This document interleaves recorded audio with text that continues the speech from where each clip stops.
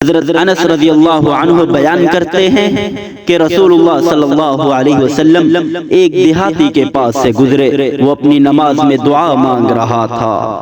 اور کہہ رہا تھا کہ اے وہ ذات جس کو آنکھیں دیکھ نہیں سکتی، اے وہ ذات کہ کسی کا خیال و گماں اس تک پہنچ نہیں سکتا، اے وہ ذات کے اوصاف بیان کرنے والے اس کے اوصاف بیان نہیں کر سکتے، اے وہ ذات کہ حوادث زمانہ اس پر اثر انداز نہیں ہو سکتے، اے وہ ذات کہ اسے گردش زمانہ سے کوئی اندیشہ نہیں ہے، جو پہاڑوں کے وزنوں کو جانتی ہے، جو سمندروں کے پیمانوں کو جانتی ہے، جو بارش کی قطروں کی تعداد کو جانتی ہے، جو درختوں کے پتوں کی تعداد کو جانتی ہے، جو ان تمام چیزوں کو جانتی ہے جن پر رات کی تاریکی چھاتی ہے اور جس کو دن روشن کرتا ہے، اے وہ ذات جس کو آسمان دوسرے آسمان سے چھپا نہیں سکتا، اے وہ ذات جس کو زمین دوسری زمین سے چھپا نہیں سکتی،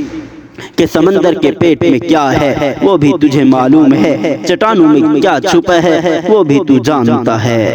تو میری عمر کے آخری حصہ کو سب سے بہتر بنا دے اور میری آخری عمل کو سب سے بہتر عمل بنا دے، اور میرا بہترین دن وہ بنا جس دن میری تجھ سے ملاقات ہو۔ آپ صلی اللہ علیہ وسلم نے ایک آدمی کے ذمہ لگایا کہ جب یہ دیہاتی نماز سے فارغ ہو جائے تو اسے میرے پاس لے آنا۔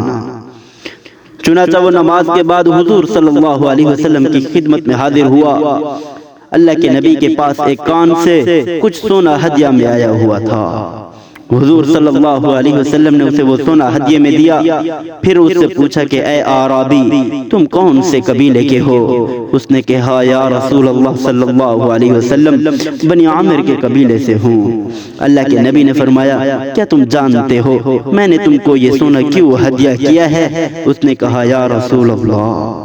ہماری آپ کی جو رشتہ داری ہے اس کی وجہ سے۔ اللہ کے نبی نے فرمایا رشتہ داری کا بھی حق ہوتا ہے، لیکن میں نے تمہیں سونا اس وجہ سے ہدیہ کیا ہے کہ تم نے بہت عمدہ طریقے سے اللہ کی ثنا بیان کی ہے۔